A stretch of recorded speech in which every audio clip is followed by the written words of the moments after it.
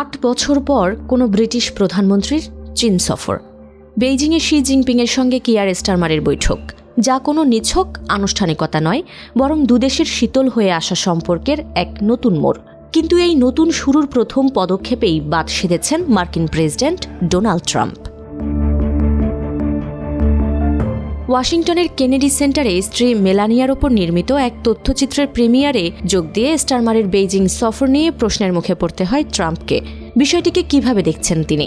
এমন প্রশ্নে ট্রাম্পের সাফ কথা, চীনের সঙ্গে ব্যবসা করা যুক্তরাজ্যের জন্য হবে অত্যন্ত বিপজ্জনক। অবশ্য চীনের সঙ্গে সম্পর্ক জোরদারে ট্রাম্পের নিশানায় শুধু মিত্র যুক্তরাজ্য নয়, আছে কানাডাও। দেশটির প্রধানমন্ত্রী মার্ক কার্নি সম্প্রতি চীনের সঙ্গে বাণিজ্য চুক্তি করায় ভীষণ ক্ষেপেছেন ট্রাম্প। কানাডার চীন প্রীতি নিয়ে মজা করতেও ছাড়েননি তিনি। বলেন, চীন শেষ পর্যন্ত কানাডীয়দের আইস হকি খেলাও বন্ধ করে দিতে পারে, তবে কেবল রসিকতাতেই সীমাবদ্ধ থাকেননি তিনি। এরপরই দিয়েছেন নতুন করে শুল্ক আরোপের হুমকি। অটোয়াকে হাতের মুঠোয় রাখতে কানাডীয় পণ্যের ওপর 100% শুল্ক আরোপের হুঁশিয়ারিও দিয়েছেন তিনি। এমন প্রেক্ষাপটে প্রশ্ন উঠেছে, চীনের সঙ্গে সম্পর্ক রাখার অপরাধে প্রতিবেশী কানাডার ওপর যখন এতটা ক্ষুব্ধ ট্রাম্প, তখন স্টারমারই বা কেন নতুন করে চীনের সঙ্গে সম্পর্ক গড়ার ঝুঁকি নিচ্ছেন?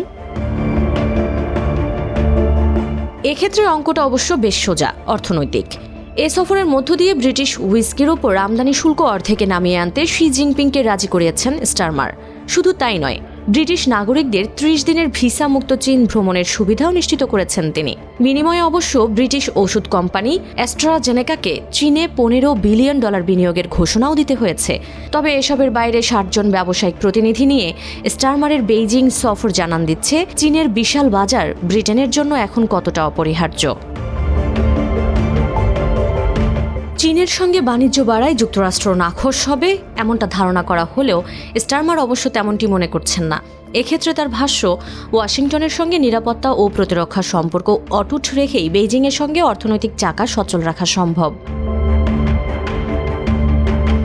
এদিকে বিশ্লেষকরা বলছেন, কেবল ব্রিটেন বা কানাডা নয়, ফ্রান্স, দক্ষিণ কোরিয়া কিংবা ফিনল্যান্ডের মতো মার্কিন মিত্ররাও এখন ট্রাম্পের আমেরিকা ফার্স্ট নীতির অনিশ্চয়তা থেকে বাঁচতে চীনের দিকে ঝুঁকছে। একে বলা হচ্ছে অপশনালিটি বা বিকল্প পথ খোলা রাখা। অর্থাৎ যুক্তরাষ্ট্রের ওপর পুরোপুরি নির্ভরশীল না থেকে ইস্যুভিত্তিক জোট গড়তে চাইছে এ দেশগুলো। চীনের সঙ্গে সম্পর্কে যেখানে আপত্তি ট্রাম্পের, সেখানে স্টারমারের এই নীতি কতটা ফলপ্রসূ হবে তা নিয়ে যেমন প্রশ্ন আছে, তেমনি ওয়াশিংটন আর বেইজিংয়ের ভূ রাজনৈতিক লড়াইয়ের জাতাকলে পিষ্ট হবে কিনা ডাউনিং স্ট্রিট, আছে সে প্রশ্ন।